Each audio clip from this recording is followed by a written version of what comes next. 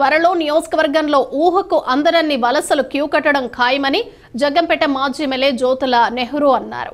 గండేపల్లి మండలం సుబ్బాయంపేట వైఎస్ఆర్ కాంగ్రెస్ పార్టీ నాయకులు గొల్లవెల్లి అప్పలరాజు ఆధ్వర్యంలో సుబ్బయ్యపేట గ్రామ పంచాయతీకి చెందిన 7 వార్డు సభ్యులు వైకాపాను వీడి తెలుగుదేశం పార్టీలో చేరారు. ఈ పంచాయతీలో మొత్తం 8 మంది వార్డు సభ్యులు ఉండగా వారిలో బలిరెడ్డి దుర్గా, తంటపురెడ్డి వరలక్ష్మి, దాసరి రామతులసి, గొల్లవిల్లి సత్యబాబు, బెర్రిపోతుల నాగప్రసన్న, ముమ్మన శ్రీను, బోండా అప్పలరాజు తదితర వార్డు సభ్యులతో పాటు 40 కుటుంబాల వారు వైఎస్ఆర్ కాంగ్రెస్ పార్టీకి రాజీనామా చేసి జ్యోతుల నెహ్రూ సమక్షంలో తెలుగుదేశం పార్టీలో చేరారు. ఈ సందర్భంగా నెహ్రూ మాట్లాడుతూ ప్రతిరోజు ఏదో ఒక గ్రామం నుండి వైఎస్ఆర్ కాంగ్రెస్ పార్టీ నాయకులు, కార్యకర్తలు, ప్రజా ప్రతినిధులు టీడీపీలో చేరుతున్నారని అన్నారు. గత ప్రభుత్వంలో అభివృద్ధి గాలికి వదిలేసిన శాసనసభ్యుడు మల్లెపల్లి నుండి సుబ్బయ్యపేట వెళ్లే రోడ్డు పనులు 25% పూర్తి చేసినా మిగతా పని చేయలేకపోయాడని విమర్శించారు. నియోజకవర్గం గాలికి వదిలేసిన కారణంగా ప్రజల్లో వ్యతిరేకత రావడంతో అధికార పార్టీ వేటు వేయటం జరిగిందన్నారు. దీంతో డబ్బు సంచిలో పట్టుకుని ఏదో ఒక పార్టీలో సీటు సంపాదిద్దామని తిరుగుతున్నాడని అన్నారు. అదేవిధంగా ఈరోజు సీటు సంపాదించుకున్న నరసింహ పుష్కర ఎత్తిపోతల పథకం తానే కట్టించానని చెప్పుకోవటం హాస్యాస్పదంగా ఉందన్నారు. 2003లో పుష్కర ఎత్తిపోతల పథకానికి చంద్రబాబు నాయుడు నిధులు కేటాయించి తాళ్లూరు వద్ద శంకుస్థాపన చేసి పనులు ప్రారంభించారన్నారు. తన రాజకీయ జీవితంలో 4 ఇరిగేషన్ ప్రాజెక్టులు తీసుకొచ్చిన ఘనత తనకే దక్కుతుందన్నారు.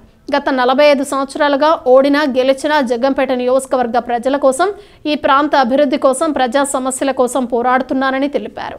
10 సంవత్సరాలు ఎమ్మెల్యేగా, మంత్రిగా అవకాశం ఇచ్చిన జగ్గంపేటను వదిలి తన పదవుల కోసం ఇతర నియోజకవర్గాలకు వెళ్లిన వ్యక్తులు కావాలో, నిత్యం ఇక్కడే ఉంటూ ఇక్కడి ప్రజల కోసం పాటుపడుతున్న తాను కావాలో ప్రజలే ఆలోచించుకోవాలన్నారు.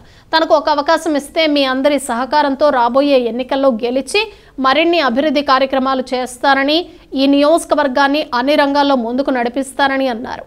ఈ కార్యక్రమంలో ఎస్వీఎస్ అప్పలరాజు, పోతుల మోహన్ రావు, మారిశెట్టి భద్రం, అడబాల భాస్కర్రావు, కొత్త కొండబాబు, దాపర్తి సీతారామయ్య, మాజీ సర్పంచ్ బోండా శ్రీనుబాబు, గ్రామ టీడీపీ అధ్యక్షులు బోండా శ్రీను, గొల్లవెల్లి రాజు, అప్పన శ్రీను, అధిక సంఖ్యలో తెలుగుదేశం పార్టీ నాయకులు, కార్యకర్తలు, అభిమానులు పాల్గొన్నారు.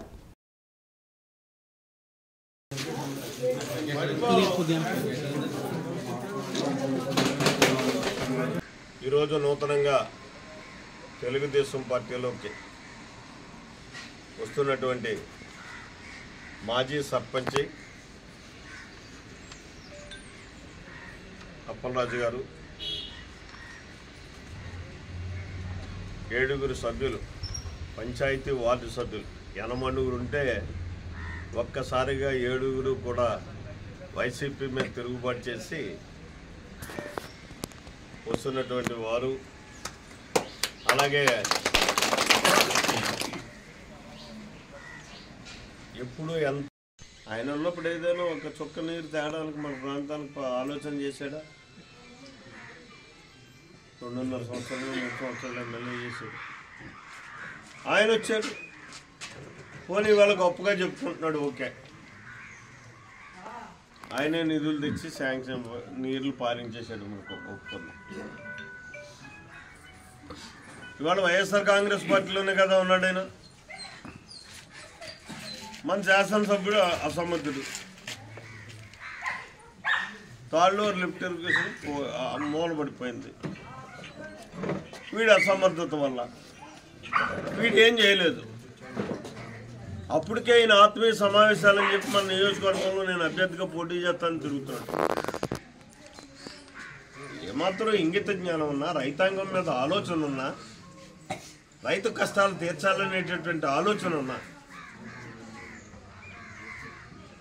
అసలు ఆ ప్రయత్నం ఎందుకు చేయలేదు? ఆ తాళ్ళూరు లిఫ్ట్ ఇరిగేషన్ రిపేర్ చేయించి ఈ రైతులకు నీరు ఇవ్వాలి, 31,000 ఎకరాన్ని మనం పంటకి పండించాలి, రైతులను బతికించాలని చెప్పేసి ఒక స్టేట్మెంట్ ఇచ్చాడా? ఒక ప్రయత్నం చేశాడా?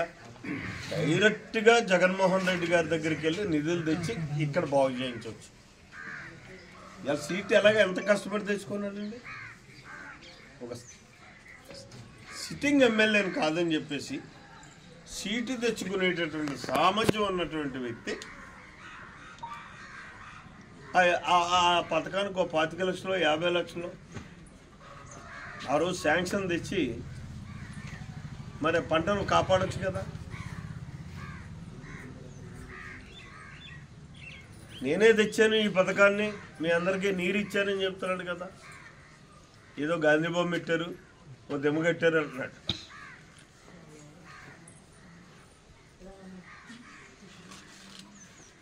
గాంధీ ఈ దేశాన్ని రక్షించాడు కాబట్టి అతను రుణం తీర్చుకోవాలనేటటువంటి తపంతో